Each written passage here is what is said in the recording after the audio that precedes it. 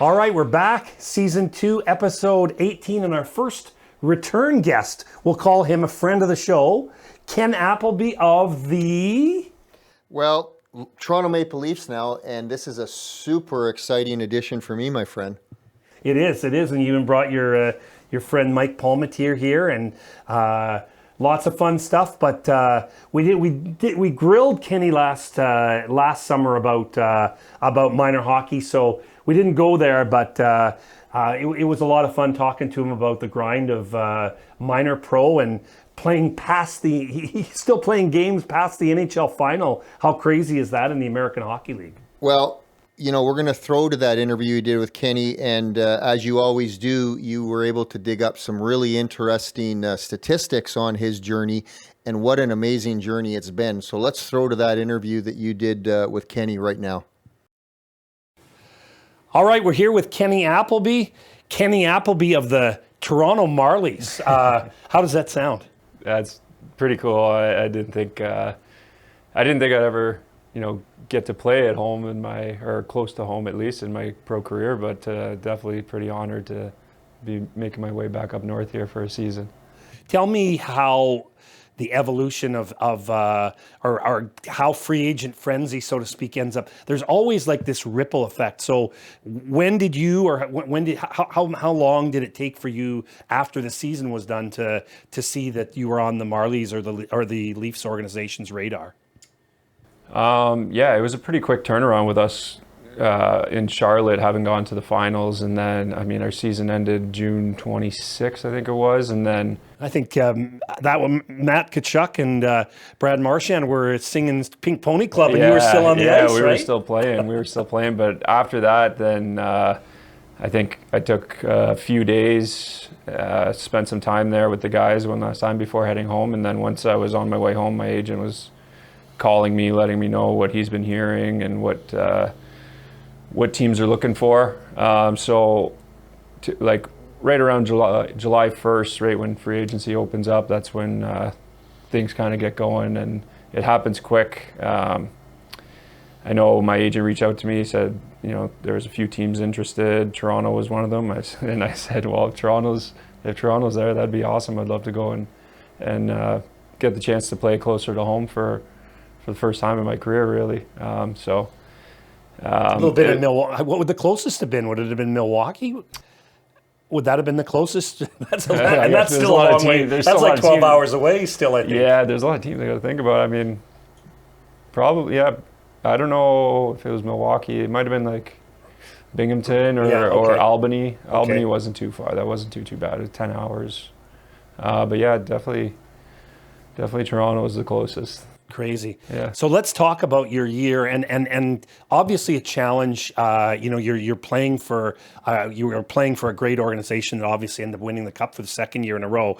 But during the process, some things happen, and in your case, Kaapo Kähkönen got traded to the Checkers and had a great year, but in the play and help you guys go to such a run. But that meant your playing time was going to get hurt. So tell me, I guess, about how that process was with the Checkers and that evolution when you have a trade like that in the midseason. Yeah, it wasn't really. No one really heard anything of like that happening. So it kind of caught some of us off guard, especially considering, leading up to it, all of us, like the goalie core that we had there with Chris Drieger, Cooper Black, and myself, we're all having a pretty good season so far. But I guess they liked what they saw in Kaapo, and he came in and he did an incredible job. It was really fun to see him, because he came from Manitoba, and I think they might have been bottom of the league in the standings at the time. So I'm sure for him it was a little refreshing to go from the bottom of the standings to a new opportunity with us. And he stepped in and he was great with us. We got along really well. He's one of those Finns he's quiet, but like you get to know him and he opens up a little bit. He's a fun guy to be around, and just to see, because he's played lots of NHL games, so to see him throughout like the playoffs, it's always a different dynamic or a weird dynamic when obviously I would love to be playing those games, but just to, that's easily the furthest I've gone in my pro career in playoffs. So to see it, to sit there and kind of watch what the way that everyone kind of elevates their game, or like brings it up a whole nother level. It was interesting to see, and just to kind of take that in.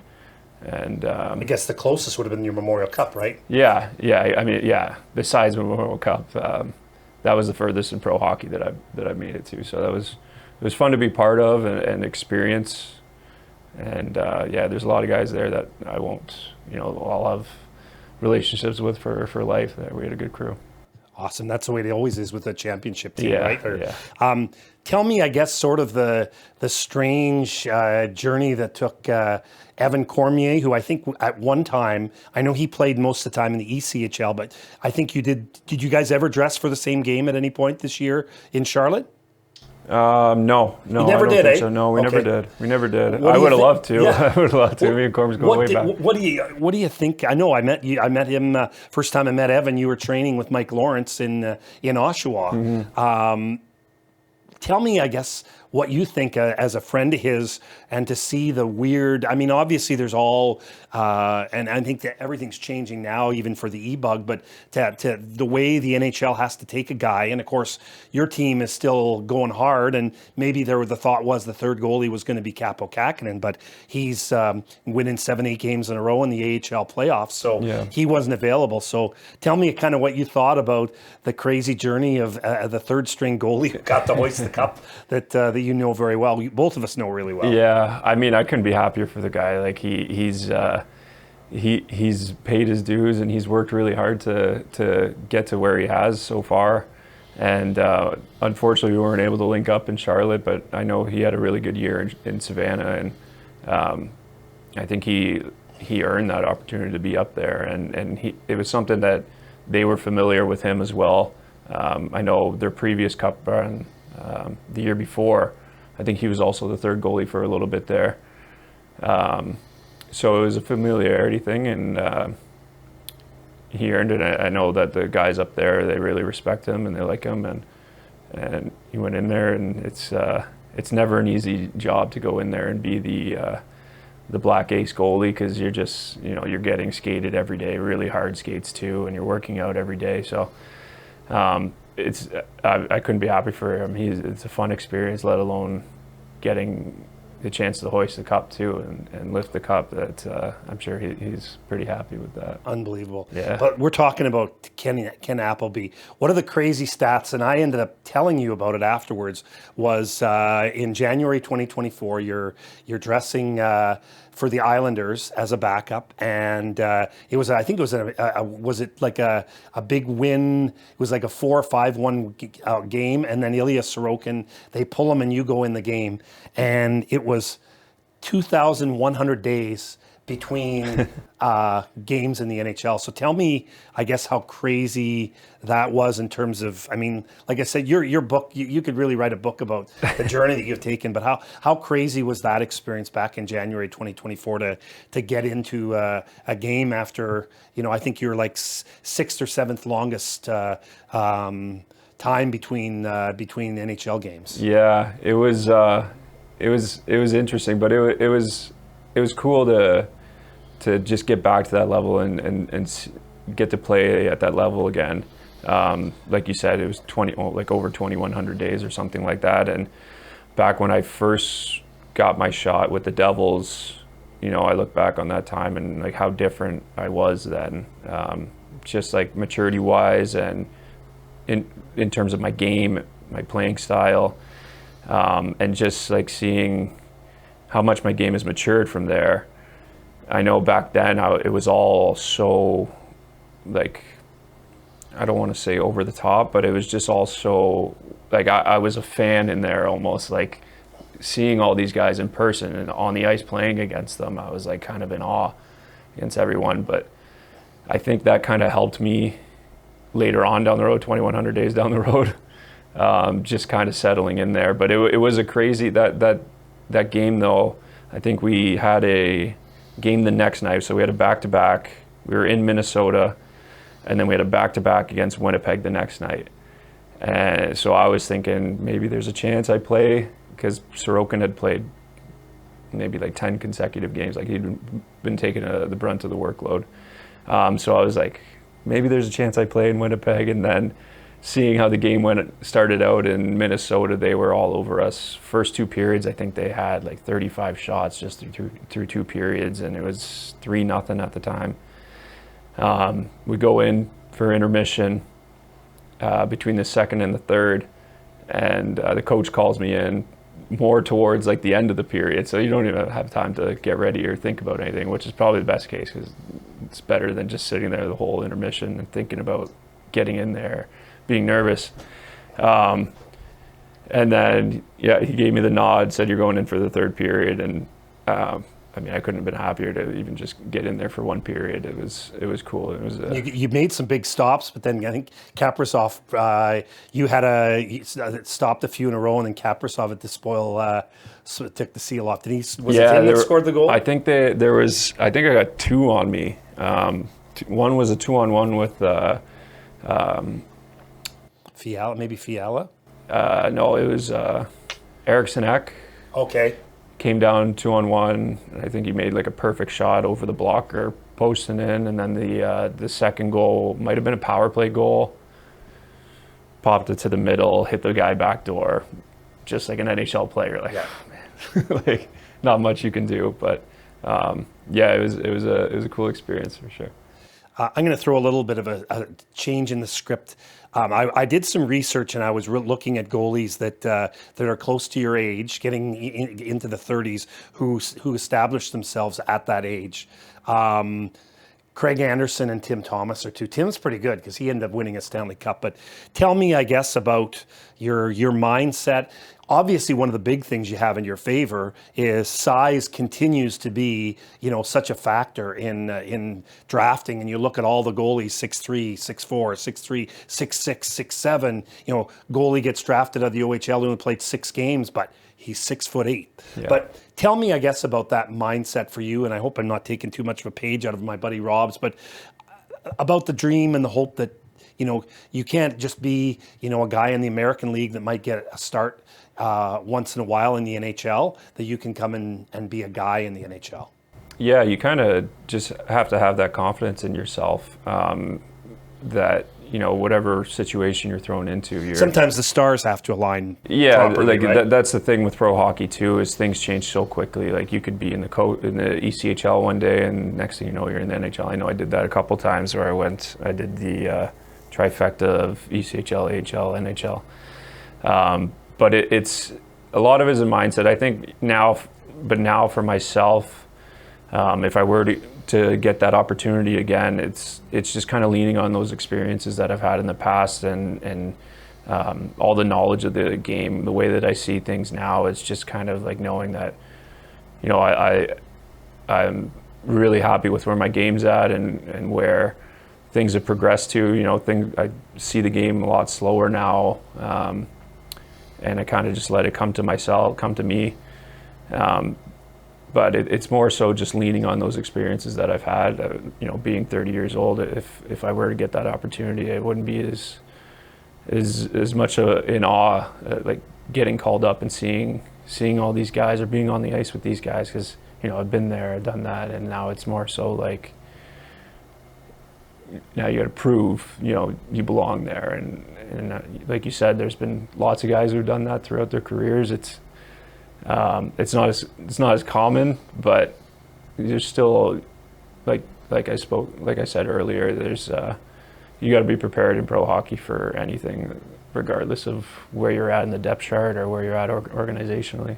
Have you had a chance to, speaking of original 6 teams, because you're with the Marlies, Ben Gaudreau in Laval, have you guys ever played against each other in pro? Ben, and you haven't. No, so that could happen. I know that could happen. That would be cool. Awesome. That would be really cool. I wanted to touch on goalie partners because we talked about it a little bit last year off camera. You had 2 Russian goalie partners the year that you were got into that game against Minnesota in 2024 with the Islanders, Varlamov and Sorokin. 2 Russians, but they're polar opposite people. So tell me, I guess, how the personalities of those two characters that you end up being goalie partners with when you were called up to the Islanders. Yeah, it's funny. Like they're polar opposites in terms of you can tell one has been around the league for a long time and played with multiple guys, and then the other is just like he's getting older now, but like at the time he was younger and just like very driven and focused on everything. But both of them in their own right are very like dialed into what they're doing and what their bodies need. So I was soaking all that in, like watching them kind of, you know, work on their craft every day. It was one was loose unique. And one was one was real strict, right? Yeah, one I think it was more so a language barrier thing where he wasn't as approachable. Sorokin. Okay. He's very quiet and just keeps to himself and does his thing in the gym. Very funny guy, though, you can tell. But there is definitely a little bit of a language barrier. And then on the other side, Varley, he's very, like, one of the more outgoing Russian goalies that I've met, or just Russians in general that I've met. He would always come up to me and talk to me. How was your day? What'd you have for dinner last night? Where'd you go? And all that. So it was funny to see, but I mean, I love them both in their own way. They're great guys to work with and great guys to learn from too, honestly. Absolute pleasure, my friend. Thank you very much. Up next, we're going to have Rob Graham, and Kenny's going to show off some of his gear. Average Joe's Eatery and Patio Bar is North Bay's only year-round lakefront restaurant. On the shores of beautiful Trout Lake, we have been serving delicious food and stunning views since 1999. Indulge in one of our delicious menu items or simply sit with a cocktail in hand and watch the beauty of Trout Lake before your eyes. Check us out online at averagejoes.net or visit us in person at 3501 Trout Lake Road, North Bay. Wow. You know, Chris, when I was sitting there behind the scenes listening to you talk to Kenny, what a storied career, and just absolutely amazed at Kenny's appetite for learning from some of the goalie partners he's had. And you talked about his experiences with a couple of New York Islander goalies. Yeah, that was it was pretty unique. A lot of goalie partners he's had over the years, and that's one of the things that you're going to talk about, as well as always talking about the gear, and that's coming up right here with Rob. Well, we're here with Kenny Appleby, and I really enjoyed listening to some of the commentary with my good friend Chris Dawson and the incredible journey you've had. But my friend, I'm wearing my sunglasses right now because you, as a Toronto Maple Leaf now, the future is so bright, I thought I better wear my shades today. So I'm really excited about this edition and you becoming a Toronto Maple Leaf and a Marley. And you can see my Mike Paul Mateer retro mask back here autographed. I'm wearing the shirt. So to begin, Kenny, tell us a little bit about, going to a new team, and you've had so many opportunities, over the course of your journey. The mindset of going to a new team, is there any type of thinking behind that, or is there any type of preparation, or is this just kind of old hack for you? I don't know if there's any kind of preparation. It's hard to prepare for that. I think over the years of going to new teams has kind of made it a little bit easier. I know early on it was always a nerve-wracking thing. You don't know whether you're going to a team where you don't know any of the guys there. How am I going to fit in? But I think a big part of it is just being a good person, being a good teammate with those guys. And, hockey players are so easygoing, and we're all the same. Like, if you're a good person, they'll be a good guy to you. And, treat people with respect. It doesn't matter who it is, from the equipment managers, the trainers, coaching staff, and you'll get that in return. What an incredible message. And for you young goalies out there watching this podcast, what Kenny just said there's so much wisdom in that. So do you feel at this age and stage of your career you have something to prove going to a new team? Yeah, I think so. I think you always want to have a little bit of a chip on your shoulder.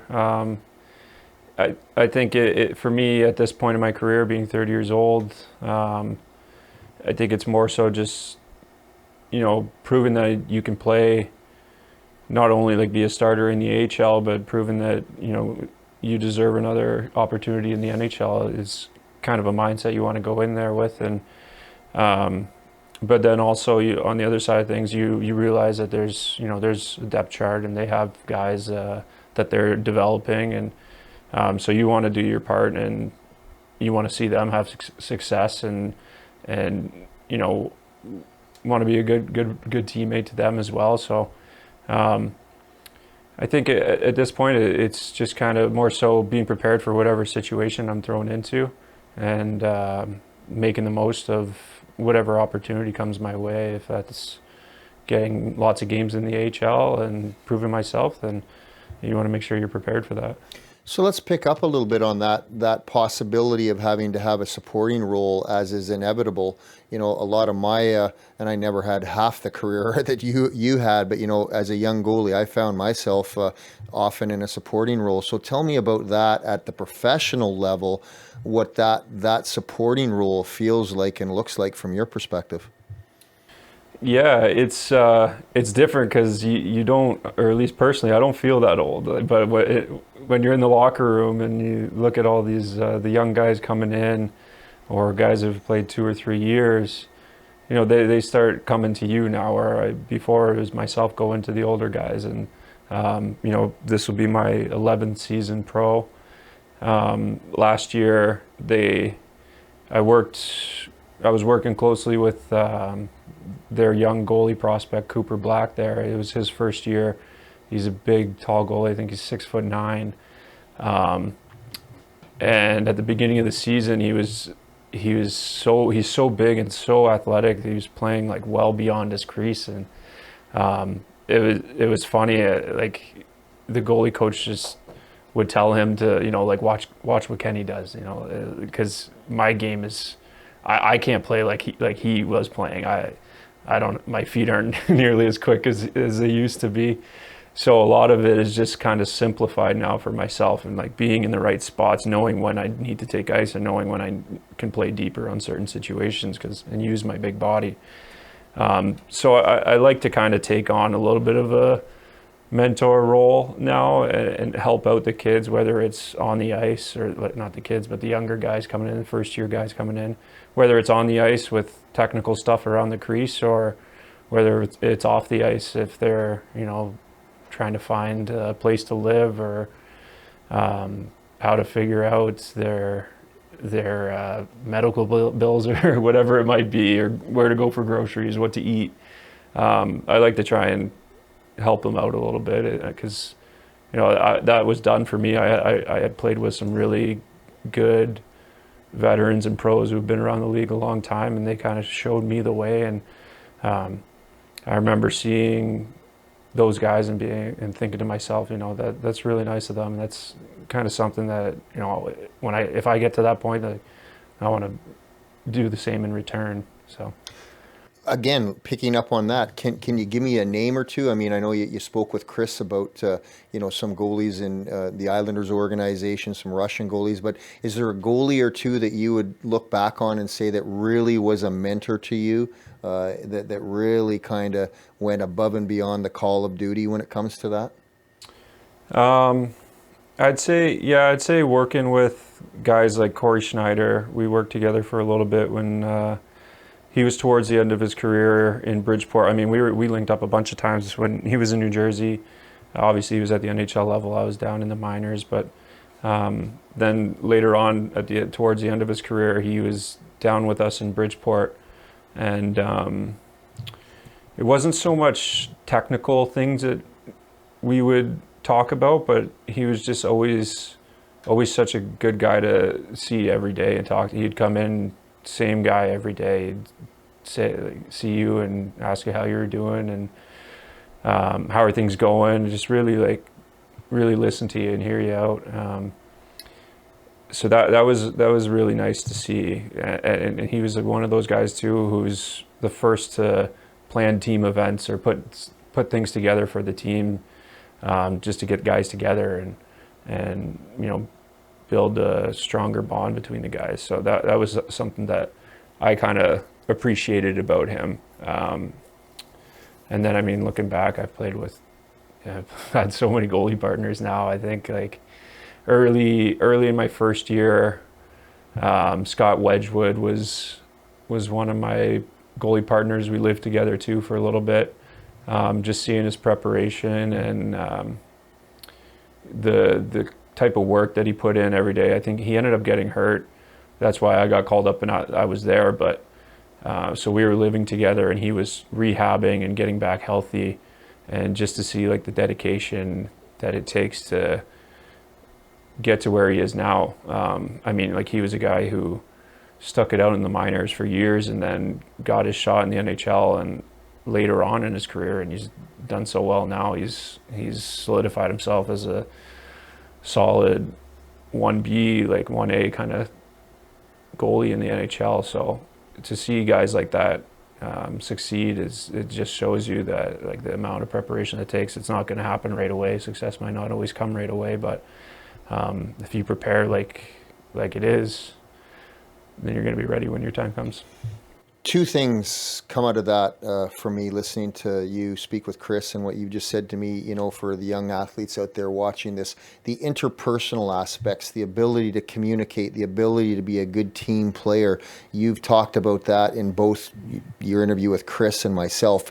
I think that really stands out. And then the other thing that stands out to me is just how observant you are and how observant you've been throughout your career, and that, you know, you haven't been passively sitting there. You've been watching and studying the goalies and the professionals that you've been teamed with, and that you use that information to help build your career. And I think that, again, is another really good lesson for young goalies out there, that, you know, if you are relegated to that position and you have an opportunity to play with somebody who has more experience, that you're learning and you're actively seeking that out. So really good information there. Okay. Now, last time we got together, you know, we talked a lot about equipment, and you brought a couple pieces of gear here for us. So let's start with your catching glove, and tell us just a little bit about your relationship with your catching glove. And I know that a lot of goalies I work with struggle with catching a puck. So tell me a little bit about your glove and your thoughts on breaking a glove in. Yeah, when you say my relationship with it, it's something that's It probably, like, I have my strongest relationship with my glove. It's as most goalies, I think, do. I used to sleep with mine when I yeah, was a kid. exactly. Like, I don't know if that's too much information, but I'll take it home with me, and I'll work with it for, you know, a couple days, just breaking it in. But I got a process now where I run it under hot water, like steaming hot water for a long time, just to soften up the foam and the plastics inside. And then I kind of form it to how I like it. Then I'll toss a ball in the pocket just to form the pocket and tape it up. Leave it under some 45-pound plates for, I don't know, about, old school, about like we 24 did back hours in the day. or so. Yeah. You hearing this, kids? Are you hearing this? Kids who can't catch pucks, and when I say, have you spent time working your glove in, you hear what professional Kenny Appleby's talking about here? Yeah, I do a lot, probably more than more than most people do, but I've played with goalies who, you know, they can't close their glove 100%. Completely, or they just prefer to leave it open. But I tried that. I can't get used to it. I like to have a glove that closes nicely and fits well on my hand, and that's the process that's worked for me for years now. So that's I can't believe the number of kids that can't close their gloves, but I think there's a bit of a correlation there in terms of their ability or inability to catch a puck. So I think you have to be able to, but that's just my own theory. All right, let's talk about your pads, because you're a bit of an innovator there, and I know that you said you're going to be moving. Obviously, you're moving to different colors, and I'm excited for that. But tell me a little bit about your pads here. These are, I haven't changed too much. I mean, I'm normally always tinkering with something on my gear. Even throughout the year, I'll try stuff out, whether it means like doing the straps up in a different spot or something, or doing them a little looser. But these are the Bauer Shadow model. I think it's one of their newer models now. But I put like, this is just a different strapping system. I think it's more so like the Bauer's Hyperlight model of strapping that they use. It's just what I've gotten used to over the last couple of years, and I've stuck with it. It's comfortable for me.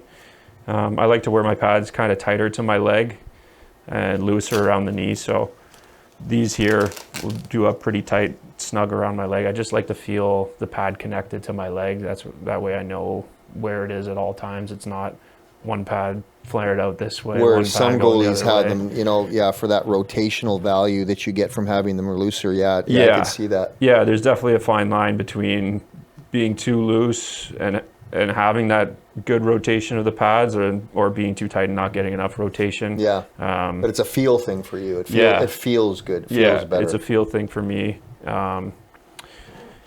Excellent. And then in terms of the board, the stiffness, we've talked about that in the last session. Mm-hmm. Tell us a little bit about that. Yeah, these are, I want to say, like, they have a bunch of different stiffnesses when you get to do custom pads. They'll have like the stiffest, which is just basically a board. Exactly. a board, and then they'll do like mid-stiff, medium stiffness, and so on. I think this is like a mid-stiff, so it's just a little bit lower. I like the stiff pads. I find they just hold up better. They hold their shape better, and as the year goes, or as they get worn down a little bit, they'll start to have a natural curve to it, which is something I like. Yeah, I like that. Yeah, that's cool. Helps close. Now, will when you become a Marley, will you be sticking with Bauer, or have you? You were talking a little bit about True, and perhaps moving in that direction. Yeah, I'm actually. Oh no! Whoops.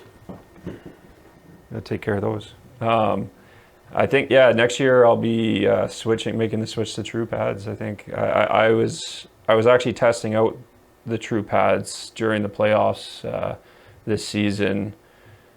They sent me some demo pads to try out, and I love the feel of them.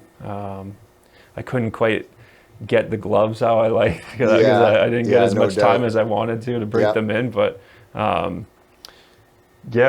figured try something new. I've been in Bowers since my first year pro, so 10 years now, and decided to make the switch and try something new. And well, you're a Marley now. You're a part of the Leafs organization. I'm a huge Leaf fan. I'm super excited for you. And so tonight we're going to do something totally different. So instead of having this or that, we're going to have Leafs goalie trivia edition. Oh God!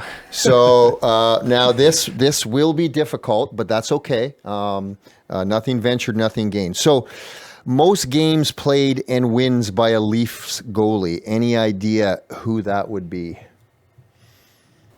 This is a tough one. Is it from? It's not. It's a retro goalie. It's not recent. No, it's a retro. You think about was it? Yeah.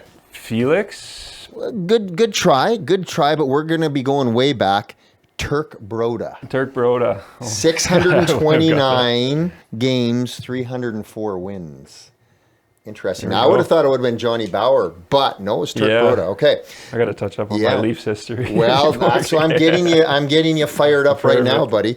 Which Leafs goalie won 4 Stanley Cups between 1962 and 1967? Oh my God, I don't know that. This one, my friend, you're going to want to get a tattoo for this goalie. Now part of the Leafs. Johnny Bauer. Johnny Bauer? Johnny Bauer. I would think I would have got there. Well, it's all right. It's all right. Okay. Now, this one I think you might get. Regarded as one of the most lopsided trades in Leafs history, which goalie did the Leafs trade to the Boston Bruins in 2006? Tuukka Rask. Yes, Tuukka Rask. Everybody Did you imagine that never happened? Let's move on. I don't want to talk about that. All right.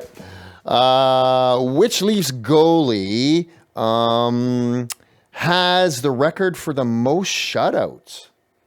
Another tough one. In a season, or just overall? Overall. Again, I was surprised by this one, even being a bit of a Leafs historian myself. So it's not Johnny Bauer, or it's not Johnny Bauer. Turk Broda. It is Turk Broda. Turk Broda. I mean, you got the most wins or most games played. Yeah, 61. Amazing. I mean, okay. Now, who is my favorite Leafs goalie of all time? And I'm going to give you a little hint. Mike Palmateer. Mike Palmateer with my autograph replica mask right there. Yes, Mike Palmateer. And final question. What recent Toronto Maple Leaf goalie acquisition is going to have one hell of a season? Recent, hopefully Ken Appleby. You got it, buddy. But You not got in. it. Congrats, my friend. Chris and I honored to have you in here. Yeah. Want to give a shout out to your mom, Tina, who works with my daughter. So, yeah, it's going to be a hell of a season. Really looking forward to your journey this year. And Chris and I will be following you closely, and I'm sure we'll be circling back with you. Absolutely. Love it. Average Joe's Eatery and Patio Bar is North Bay's only year-round lakefront restaurant. On the shores of beautiful Trout Lake, we have been serving delicious food and stunning views since 1999. Indulge in one of our delicious menu items or simply sit with a cocktail in hand and watch the beauty of Trout Lake before your eyes. Check us out online at averagejoes.net or visit us in person at 3501 Trout Lake Road, North Bay.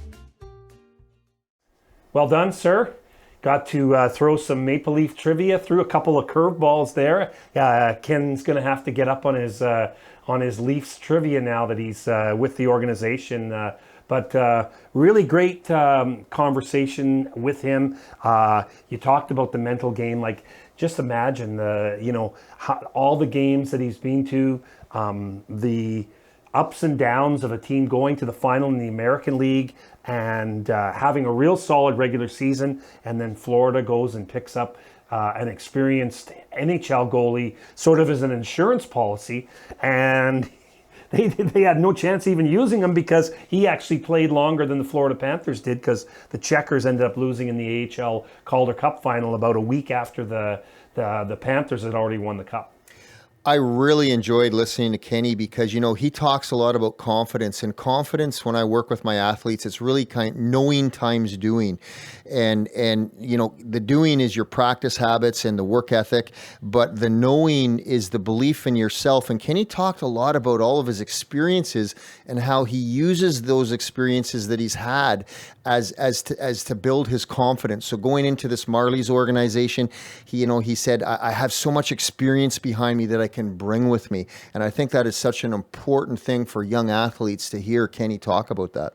What I really liked away from the ice is how he talked about, one of those life lessons that you learn, Kenny 10, 15 years down the road, and maybe he's still involved in hockey, maybe he's, running a business, but how he talked about respecting his teammates and how important it is being a good person. Like, I know he's 30 years old now, but I remember the young Kenny Appleby when he was 16. So, but what a mature young man to say that. But I mean, certainly having to adapt every year, every couple of years, sometimes to a brand new team, whether it's the NHL or whether it's the ECHL or whether it's the American League. I mean, he really, I think he has, obviously you like to talk about the technical part, but I think he has a lot of adaptability in terms of being able to fit in with an organization. Know that, one of the key parts is not to be a jerk, right? Like, it's pretty straightforward in any organization, but I really like to hear the maturity about that. And you know what? You never know. Like I talked a little bit about and looked at some goalies that really forged a career in the minors, and then all of a sudden, once they got into the 30s, ended up blossoming. And I look at a guy, like I said to him, Tim Thomas, ended up winning a cup with the Bruins, and Craig Anderson, and there's a few more after that. I think Charlie Lindgren's one that's still playing, that kind of played in the Canadiens organization. Now he's a bona fide NHL goaltender in the NHL. So it's let's hope for the best for Kenny Appleby to maybe follow that kind of path. Well, the interpersonal aspects of being a goaltender, being a good supportive teammate, because like Kenny said, in his journey, sometimes he's had to have that supporting role, and he offered an awful lot of wisdom to our young goalies out there about the interpersonal aspects of being a goaltender. And when you see Kenny, he shakes your hand, he looks you in the eye, and you could just tell he'd be one of those goalie partners that would be there to support you through thick or thin. So some really great insight and some life lessons from Kenny, and I just thoroughly enjoyed having him on our show again. And man, I'm super excited to go down there with you, my friend, and watch some Marlies games this year. Yeah, and can't say enough. Obviously, it starts from mom and dad, and Brian and Tina have done a great job, and they should be very proud of Ken and his achievements and what he has ahead wearing the blue maple leaf. So, well, that's it for another edition of Goalie Resiliency. I'm Chris Dawson. This is Dr. Rob Graham. The man behind the camera, the one and only Mike Brown. Thanks so much for watching, and we'll see you again next time.